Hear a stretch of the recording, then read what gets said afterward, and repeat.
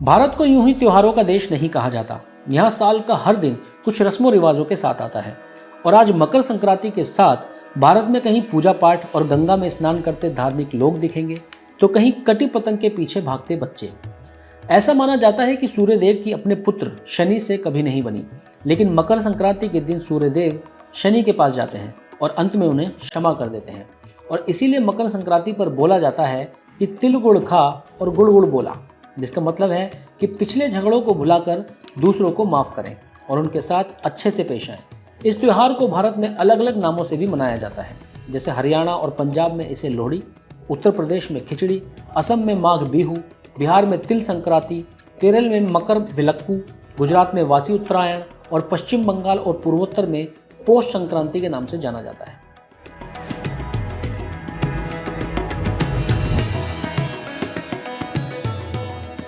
प्रकृति पूजक इस देश में सूर्य और जल की पूजा का बहुत महत्व है और मकर संक्रांति पर इन्हीं दोनों को सम्मान देने की परंपरा है।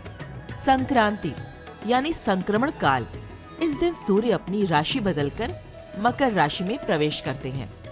यहीं से शीत ऋतु से कपकपाते लोगों को राहत की सांस मिलती है, क्योंकि सूर्य देव के उत्तर की ओर मूवमेंट के साथ दिन लंबे होने लगते हैं और सर्दी कम होने लगती है। ये त्योहार नई फसल का भी प्रतीक है और इसीलिए अग्नि देवता को नए अन्न का भोग लगाकर जश्न मनाया जाता है। प्राचीन कथाओं की बात करें तो इस दिन भगवान सूर्य अपने पुत्र शनि के पास जाते हैं। ऐसा माना जाता है इस खास दिन पर जब कोई पिता अपने पुत्र से मिलने जाता है तो उनके पुराने झगड़े खत्म हो जाते हैं। इसके अलावा एक और कथा भीष्म पितामह से जुड़ी हुई है, जिन्हें ये वरदान मिला था कि उन्हें अपनी इच्छा से मृत्यु प्राप्त होगी। महाभारत में जब वे बाणों की शैया पर लेटे हुए थे तब वे उत्तरायण के दिन की प्रतीक्षा कर रहे थे और उन्होंने इस दिन अपनी आखिरी सांस ली और इस तरह उन्हें इस खास दिन पर मोक्ष प्राप्त हुआ। ये दिन पूरे भारत के लिए सूर्य की रोशनी के साथ ताकत और ज्ञान लाता है।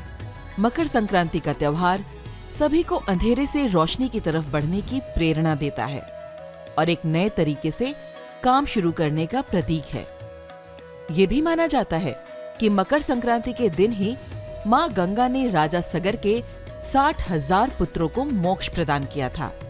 कथा के अनुसार राजा सगर अपने परोपकार व पुण्य कर्मों से तीनों लोकों में प्रसिद्ध हो गए थे। इस बात से देवताओं के राजा इंद्र को चिंता सताने लगी कि राजा सगर स्वर्ग पर ही राज न करने लगे और इसीलिए जब राजा सगर ने अश्वमेध यज्ञ का आयोजन किया तो इंद्रदेव ने अश्वमेध यज्ञ का घोड़ा चुराकर उसे कपिल मुनि के आश्रम के पास बांध दिया। घोड़े की चोरी की सूचना मिलते ही उनके 60,000 पुत्र उसे खोजते हुए कपिल मुनि के आश्रम पहुंचे तो घोड़े को वहां पाकर कपिल मुनि पर चोरी का आरोप लगाने लगे, जिससे क्रोधित होकर कपिल मुनि ने राजा सगर के सभी पुत्रों को श्राप से जलाकर भस्म कर दिया। ये जानकर राजा सगर कपिल मुनि के आश्रम पहुंचे और क्षमा प्रार्थना की तथा निवेदन किया कि वे उनके पुत्रों को क्षमा कर मोक्ष प्रदान करें। तब कपिल मुनि ने कहा कि मोक्षदायिनी गंगा ही पृथ्वी पर आकर इन्हें मोक्ष दिला सकती हैं।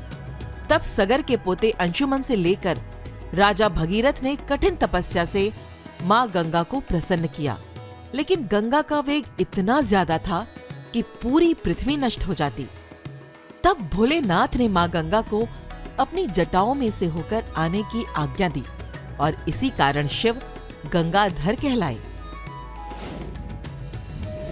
न सिर्फ भारत बल्कि दुनिया के कई हिस्सों में ये पर्व मनाया जाता है। नेपाल में इसे मगही कहा जाता है, जबकि थाईलैंड में इसे सोंगकर्ण के नाम से मनाते हैं। म्यांमार में इसे थिंग्यान के नाम से जानते हैं तो कंबोडिया में मोहा संक्रांति के नाम से मनाते हैं। वहीं श्रीलंका में इस त्योहार को उलावल थिरुनाल कहा जाता है। पर्व एक है, सिर्फ नाम अलग अलग हैं, लेकिन इसके पीछे छुपी भावना सबकी एक है और वो है शांति और अमन की। ये त्योहार आपके जीवन में खुशहाली लाए, इस कामना के साथ द रेवोल्यूशन देशभक्त हिंदुस्तानी की ओर से आप सभी को मकर संक्रांति की बहुत बहुत शुभकामनाएं।